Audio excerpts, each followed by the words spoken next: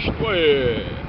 Depois de mais de 10 anos, voltei a pilotar moto aqui na cidade de Juazeiro do Norte, Ceará, Brasil.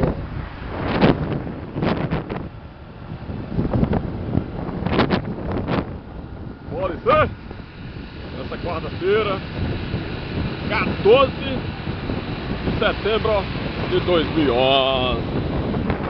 Vamos lá! Apesar que eu tenho uma categoria A e B, mas aí depois de um velho tempo estou pilotando novamente as motos.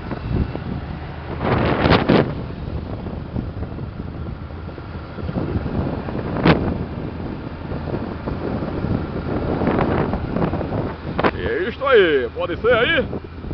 É moral! Mas é gostoso pilotar moto. Tchau! Agora eu vou correr!